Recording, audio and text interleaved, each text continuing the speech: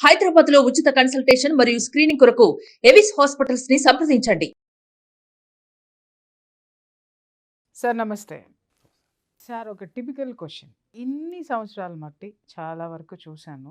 అబ్బాయిలు ప్రేమించి మోసం చేశారు, కడుపు చేసి మోసం చేశారు, లేదా ప్రేమించి అమ్మాయిని ఇంకా పదాలతో చెప్పాలంటే యూస్ చేసుకొని మోసం చేశారని ఆడపిల్లలకి చట్టంలో ఒక వెసులుబాటు ఉంది. కేసు పెట్టచ్చు, అతని మీద కేసు పెట్టచ్చు, చీటింగ్ కేసు పెట్టి న్యాయం కోసం కోర్టుకు ఎక్కేసినటువంటి అవకాశాలు ఉన్నాయి. రీసెంట్గా బేబీ సినిమా చూశాను సార్. ఆ సినిమాలు నేను నిజ జీవితంలో బోల్డని చూశాను సార్ సంఘటనలో.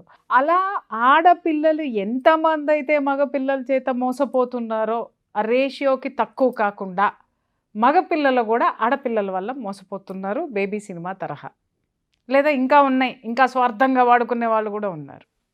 ఇటువంటి సిచ్యుయేషన్స్లో ఈ మగ పిల్లలకి ఎక్కడికి వెళ్ళాలో తెలియక నాలాంటి కౌన్సిలర్స్ దగ్గరికి వచ్చి కౌన్సిలింగ్ తీసుకొని ఆ యొక్క చెడిపోయిన మనసును కానీ బ్రెయిన్ని కానీ చితికిపోయినటువంటి జీవితాన్ని కానీ బాగు చేసుకునేటటువంటి ప్రయత్నం చేస్తున్నారు.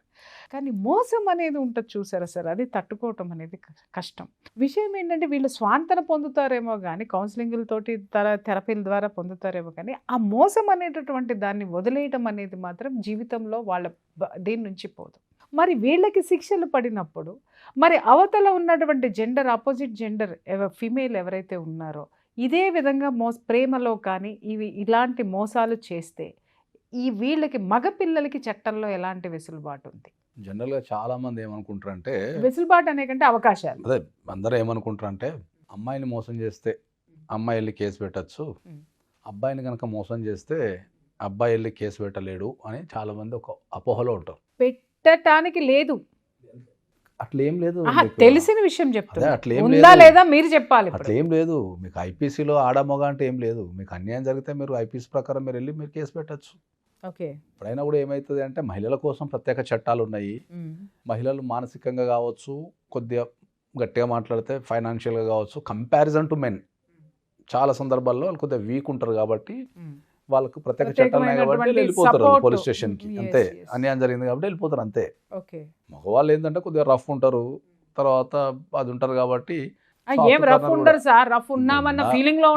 మేబీ మనం దానిపైన మనం కామెంట్ ఏం చేయలేము, ఎందుకంటే వాళ్ళ విషయాలను బట్టి. అంటే నేను ఒక వింత జాలి వాళ్ళ మీద, నేనేమి వాళ్ళని క్రిటిసైజ్ చేయలేదు. ఏ కేసు అయినా కూడా దానికి మనం ప్రత్యేకంగా తీసుకోవాల్సి వస్తుంది, ఏ కేసు కా కేసు తీసుకోవాల్సి వస్తుంది. కాబట్టి ఆడపిల్లల వల్ల గనక ప్రేమలో ఉండి ఎవరన్నా గనక మోసం చేస్తే, స్వార్థానికి ఇక దేనికైనా కావచ్చు, మోసం చేస్తే ఆ అబ్బాయి పోలీస్ స్టేషన్కి వెళ్ళి కేసు పెట్టుకునే అధికారం ఉంటుంది. డెఫినెట్లీ ఉంటుంది. డెఫినెట్లీ పెట్టచ్చు. సెక్షన్ 420 పెట్టచ్చు, అన్నీ చాలా వస్తాయి దాంట్లో. చీటింగ్ 406, 506, ఒకవేళ ఎక్స్టార్షన్ ఉంటే 384, చాలా వస్తాయి వాళ్ళకి కూడా సెక్షన్స్. ఓకే.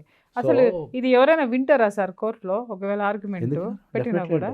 అంటే ఇంతవరకు నేను చూడలేదు ఇలాంటి కేసులు, చూడలేదు. చేయకున్నా కోర్టులో డెఫినెట్లీ వింటారు. కోర్టు వింటుంది, పోలీస్ స్టేషన్ వినకపోయినా కోర్టు. మనకు ప్రొవిజన్ ఏముంటుంది, మనకి ఏదైనా అన్యాయం జరిగినప్పుడు మనం పోలీస్ స్టేషన్కి వెళ్తాం. పోలీస్ స్టేషన్కి వెళ్ళి ఒక కంప్లైంట్ ఇస్తాం. కంప్లైంట్ ఇచ్చినప్పుడు ఆ కంప్లైంట్ కనుక ఏదన్నా సందర్భంలో, ఈ ఒక్క కేసనే కాదు చాలా సందర్భాలలో మనం పోలీస్ స్టేషన్కి వెళ్ళినప్పుడు ఒక 50% ఆఫ్ ద కంప్లైంట్ వాళ్ళు యాక్షన్ తీసుకోకపోవటం కానీ లేకపోతే రిజెక్షన్ చేయడం కానీ చేస్తుంటారు. అవును.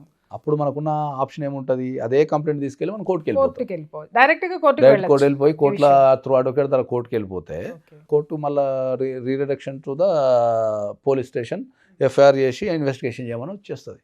ఒక విషయం అడుగుతాను సార్, అంటే ఎన్నో నంబర్ ఆఫ్ కేసెస్ మీరు వాదించి ఉన్నారు, నంబర్ ఆఫ్ కేసెస్ నేను కౌన్సిలింగ్ చేసి ఉన్నాను కాబట్టి నాకుండే అభిప్రాయం నాకుంది.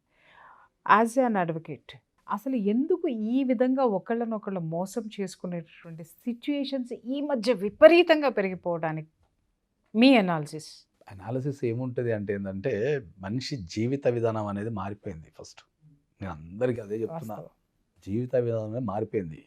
సమాజం అనేది ఒక వ్యవస్థ నుంచి ఒక వ్యక్తికి అయిపోయింది. ఇంతకుముందు ఒక వ్యక్తికి వ్యవస్థ మీద భయం ఉంటుండే. అవును. పెద్దలంటే గౌరవము, వ్యవస్థ అంటే భయము, ఏదన్నా జరిగితే అయ్యో 10 మందికి తెలిస్తే ఏమనుకుంటారు అనేది ఉంటుండే. కారణాలు చెప్పండి సార్, వ్యవస్థ అంటే భయం ఎందుకు పోయింది చెప్పండి? వ్యక్తి అయిపోయారు కదా, వ్యవస్థ నుంచి వ్యక్తికి వచ్చేసారు ఇప్పుడు. ఓకే, ఇప్పుడు దీంట్లో ఏముంటుంది, మనకు పూర్వకాలంలో కనుక ఎక్కడన్నా చూసుకుంటే పాత సినిమాలు కానీ లేకపోతే పాత రోజులలో చూసుకుంటే ఎవరన్నా ఒక వ్యక్తి ఒక మాట ఇస్తే ఆ మాటకు నిలబడుతుండే ఎన్ని కష్టాలు వచ్చినా. అవును. ఇప్పుడు మనకి ఏమవుతుంది, ఇప్పుడున్న సమాజం, ఇప్పుడున్న కొత్త కల్చర్, ఇప్పుడున్న దానికి ఏమవుతుంది అంటే మాట కంటే అవసరం అనేది పెరిగిపోయింది. అట్లా అవసరం అనేది పెరిగిపోయింది, ఎందుకంటే జీవితం మారిపోయింది. ఇప్పుడు 1970లో అప్పుడు ఒక మనిషికి అవసరాలు ఏమున్నాయి, ఒక మనిషికి అప్పుడు అవసరాలు చాలా ఏమున్నాయి? సంతృప్తిగా బతికేవారు అవసరాలు సార్. ఉన్నాయి. అప్పుడు బట్ట, అప్పుడు ఇల్లు, తిండి, బట్ట, అంతే. మంచి అంతే. కెరీర్, అంతే. ఇల్లు, అవును. అంతే, మంచి అవును. ఇల్లు, కెరీర్, అంతే. అప్పుడు జీవనోపాధి ఏది వాళ్ళ స్థితికి తగ్గట్టు ఉండే, అంతే. జీవనోపాధి ఆ, దాంట్లోనే అప్పట్లో సర్దుకుపోయే కార్లు వాళ్ళు, ఎక్కడి, సంతృప్తిగా అప్పుడు ఉండేవాళ్ళు. కార్లు ఎక్కడి, అవును ఇంత సార్. విలాసాలు ఎక్కడి, యా. ఈ మాల్స్, సెల్ ఫోన్స్ ఇవన్నీ లేవు అప్పుడు. చిన్న విషయం చెప్తాను అలా. సార్, ఒక చిన్న విషయం చెప్తాను. మీరు అన్నారు కదా పెరిగిపోయినాయి అంటే అవసరాలు ఎలా నేను ఉండేటటువంటి ఇల్లు ఉంది కదా సార్ మా అప్పేనపేటలో, మా అపార్ట్మెంట్స్ నుంచి వెళ్ళాలి అని అంటే లోపల సందులో గొంతులు తిరుక్కుంటూ రావాలా. అది ఒక చిన్న సైజు, ఒక స్లమ్ ఏరియాలా ఉంటుంది. మీరు నమ్మరు సార్, ఒక 5 years బ్యాక్ వరకు కూడా హ్యాపీగా కార్లు మా అపార్ట్మెంట్కి వచ్చిపోతూ ఉండే. రీసెంట్గా ఒక ఎక్స్పెషల్లీ ఒక 2 years, ఇంకా చెప్పాలంటే ఒక 1 year నుంచి సార్ స్కూటర్ వెళ్ళడానికి కూడా ప్రాబ్లం. అరే ఇప్పుడు ఎందుకు చెప్తాను అదే వినండి అంటున్నా సార్. కదా, ప్రతి ఒక్కళ్ళకి కారు కూడా కారు, అనేది- ఇప్పుడు కారు, కారు ఆ అనేది- కారు పెట్టేటటువంటి పార్కింగ్ లేదు సార్ వాళ్ళకి. అదే అంటున్నా, ఇప్పుడు ఇంట్లో కారు పార్కింగ్ అనేది లేదు కానీ అవసరానికి ఉపయోగించాలి. మొత్తం రోడ్ ఆక్యుపై చేసేసి. కార్ అనేది లగ్జరీ అయిపోయింది ఇప్పుడు. అంటే కారు ఉంటే లగ్జరీ లైఫ్, లగ్జరీ లైఫ్ కాదు సార్. కార్ ఈ రోజు నెసెసరీలోకి వచ్చేసింది. Hey. దాని మెయింటెనెన్స్ ఎంత ఉంది సార్? ఇప్పటి వరకు నేను కార్ టచ్ చేయలేకపోవడానికి కారణం మీకు తెలుసు, చాలా సార్లు దాని మెయింటెనెన్స్ కి భయపడిపోయి నేను దాన్ని దూరంగా పెట్టేశాను. మనకి ఎప్పుడైనా కూడా ఏంటంటే మనకు జీవిత విధానం మనిషి మారిపోయింది. ఎందుకు ఈ విధంగా అంటే ఆ స్థితికి ఎందుకు వెళ్ళిపోతున్నాడు? తన స్థితిని దాటి, తన శక్తిని దాటి. మన జీవితాలకు కార్పొరేట్ వచ్చేసింది. వచ్చిందా, తెచ్చుకున్నామా? తెచ్చుకున్నాం, వచ్చింది, రెండు ఒకటే. ఎప్పుడైతే కార్పొరేట్ ఒక మనిషి జీవితంలోకి వస్తుందో వాళ్ళు మన జీవితాన్ని మొత్తం ఎక్కడో కూర్చొని శాసించేస్తుంటారు. మనము వాళ్ళని పోషిస్తున్నాం సార్, మనం లైఫ్ లీడ్ చేయట్లేదు. మీరు అనేది అన్నట్టు వచ్చేసింది కాబట్టి ఏమవుతుంది, కార్పొరేట్ మొత్తం దోచుకుంటుంది ఈఎంఐల పేరు మీద. చూడండి, ఇప్పుడు 10,000 జీతగాడి చేతిలో 25,000 రూపాయల అదేంటి క్రెడిట్ కార్డు ఉంటుంది అంటే చూడండి, వాడు ఎప్పుడు డెప్త్ లోనే ఉంటున్నాడు కదా. డెబిట్ అసలు ఎంత భయానకమైన జీవితాలు అని అంటే, కారు కొనుక్కోగానే ఉన్నతమైనటువంటి వాళ్ళని ఫీల్ అయ్యేటటువంటి వీళ్ళని చూసి జాలిపడాలా? ఒరే 40,000 నువ్వు అప్పున్నావు, నెలకు వచ్చేసరికి నీ జీతం 15,000, కారు మెయింటైన్ చేస్తున్నావు అని ఫీల్ అవుతున్నావు అని జాలిపడాలా? అదే వచ్చింది ప్రాబ్లం, అదే చెప్తున్నా కదా. ఎప్పుడైతే లగ్జరీస్ కానీ లేకపోతే ఇంకో విషయాలు కానీ వచ్చినాయి, తర్వాత పెద్దరికం అనేది పోయింది, వ్యవస్థ మారిపోయింది. వ్యవస్థ ఎప్పుడైతే మారిపోయిందో వ్యక్తి సింపుల్ అన్నట్టు ఒక వ్యవస్థ నుంచి వ్యక్తిగత జీవితానికి మారిపోయింది జీవితం. అంతే, ఎవరి కాలు ఇది విశ్వాసం అనేది నా పర్సనల్ లైఫ్, నా జీవితము అని కొట్టుకోవడం. నేను మనం పోయింది సార్, కుటుంబంలోనూ పోయింది, సమాజంలోనూ పోయింది, అన్ని చోట్ల పోయింది, అన్ని రిలేషన్షిప్ లో పోయింది. ఎక్కడ పోయినా కూడా నాది, నా కుటుంబం అనేది లేదు. ఇప్పుడు నేను అయిపోయింది. నిజంగా స్వార్థం కాబట్టి మనం మీద మనం ఉన్నాం. చాలా స్పష్టంగా ఏం చెప్తున్నాం, మనం ఎవరన్నా అమ్మాయి కనుక మిమ్మల్ని మోసం చేస్తే మీరు కంప్లైంట్ ఇచ్చుకునే అధికారం మీకు ఉంటుంది, డెఫినెట్లీ ఉంటుంది. ఓకే, కానీ సాహసించవచ్చు అంటారా? సాహసించవచ్చు అంటే ఇక దాంట్లో రకరకాల కాంప్లికేషన్స్ ఉంటాయి, రకరకాల కాంప్లికేషన్స్ ఉంటాయి. వాళ్ళ కెరియర్ ఆధారపడి ఉంటుంది, కుటుంబాలు ఆధారపడి ఉంటాయి. కాబట్టి చాలా మంది ధైర్యం చెయ్యరు. అంతే, చాలా మంది అమ్మాయిలకు అన్యాయం జరిగిన అమ్మాయిలు కూడా చాలా మంది ఏం ధైర్యం చేయరు. వాళ్ళు కూడా పోలీస్ స్టేషన్కి వచ్చి ఏం చాలా మంది అమ్మాయిలు కంప్లైంట్ ఇవ్వరు, చాలా మంది ఇవ్వరు. నేననేది అబ్బాయిలు కూడా ఇవ్వరు సార్. కొన్ని సిచ్యుయేషన్స్ లో మరీ భయంకరమైనటువంటి కేసెస్ నేను చూస్తున్నాను. అది వదిలేయలేనటువంటి సిచ్యుయేషన్. ఇంకొకటి ఏంటంటే అది టూ మచ్ సార్. మరి అంత స్వార్థం కూడా మనిషిని మనం భరించడం అనేది కరెక్ట్ కాదనిపిస్తుంది. అది ఇప్పుడు ఏదైనా కేస్ టు కేసే, అది ఇంకా మనం కేస్ టు కేసే మాట్లాడాలి.